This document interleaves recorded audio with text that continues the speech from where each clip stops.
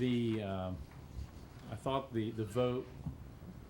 The survey. The survey. Survey. That was voted on was confusing, and I think we even addressed it here at the board meeting last month. But the bottom line was, in all the research that I did to try and determine a calendar and what I thought was best for the students, time after time and point after point, it just kept pointing to an earlier start date. I didn't see anything advantageous to the students by moving the start date to the middle of August, and I thought there's a number of benefits to be gained by the earlier start date of calendar B, and so that's why I wanted to try and move it to discussion, and I'd like to make a motion that. I think we need to wait before you make your motion. Okay.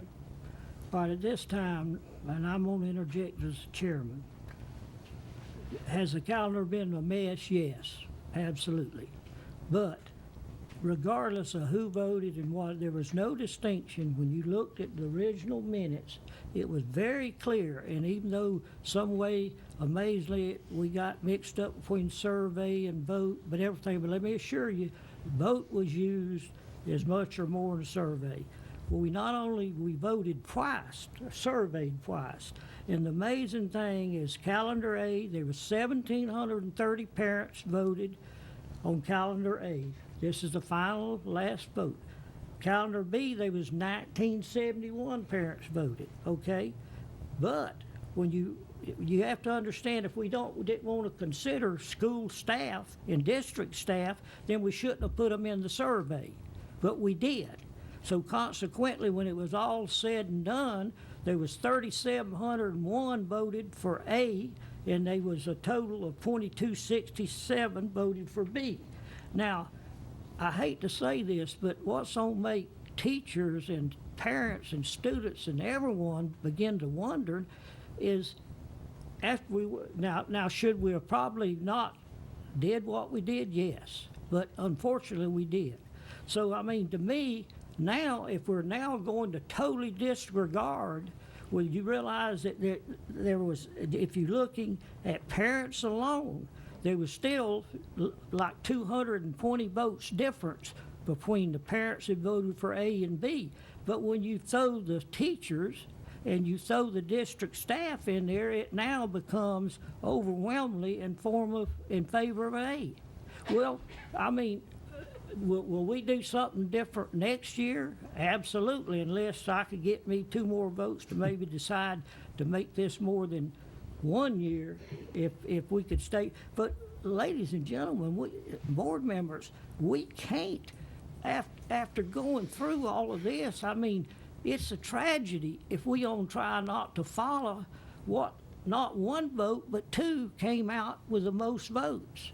And now next year, is there going to be a different method? Because you see, I don't know if you board members remember this, but we changed the board policy in 2007. Did any of you go back and read the board policy? Huh?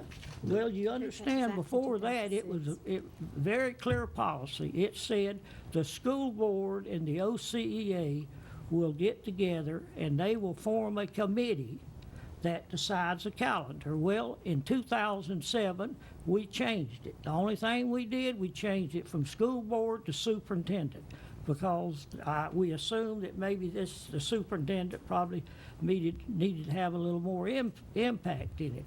But now, I'm just saying that we voted twice on something, whether you want to call it a survey, a vote, whatever. Let me assure you that most of those people out there thought they were voting on something that was going to mean something.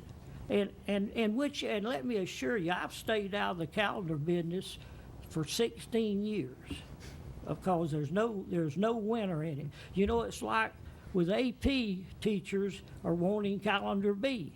But nobody's even mentioned, but when I went back and looked, IB, you understand, if we go to calendar B, school will be out 2 weeks prior to them taking their test, so then they don't have to come back after being out of school.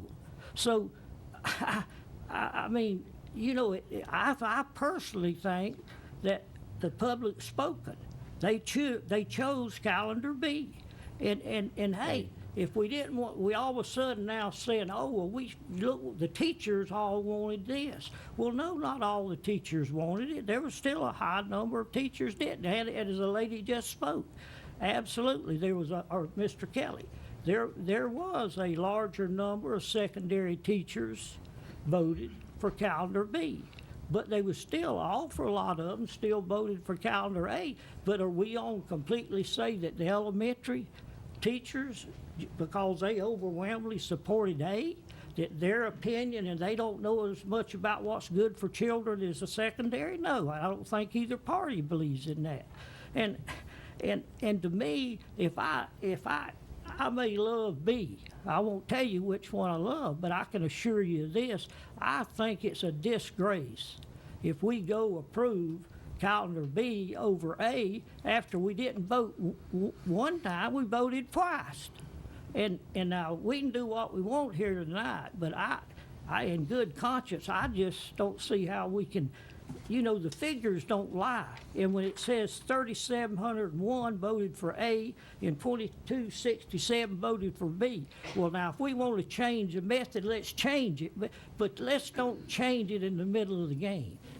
And that's all I have to say, and I'm ready to vote on it, and hey, Well, there's not a motion yet. And I'll second your motion, but I'd like to go ahead and add that, Mr. Walker, I agree with you on the perception. There are a lot of people thought because it said vote, that they thought that's what it was.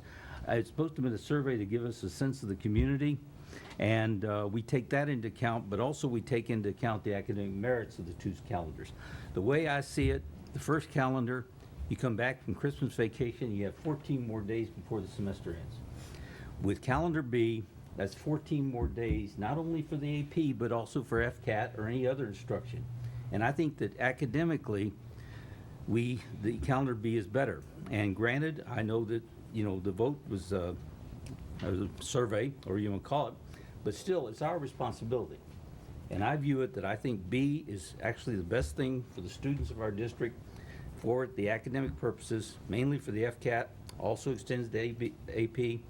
And then the other thing that was brought up by Ms. Gates from Choctaw was for the students that want to do dual enrollment second semester, they still have about 3 more weeks of school, whereas Northwest Florida State College has already started. So they really are behind the curve there, or they can't get in. So, and somebody sent me an email talking about how your high school years are the ones that, I'm not trying to discount the elementary and middle school years, but as far as your employers or your future education, they look at your high school record. And so that was what he thought was important, that we give these students the opportunity to have as much academic time during their high school years, before they take the FCAT, before they take AP or any other test, to help them out. And personally, I appreciate everything that's happened and everybody's been involved. I agree with you, we have to change the process next year. We don't want to go through this again. But I would like to go ahead and support option B, or an early start date, so that we end before the Christmas vacation, come back and we have more classroom instructional time before the FCAT and the AP and other tests. So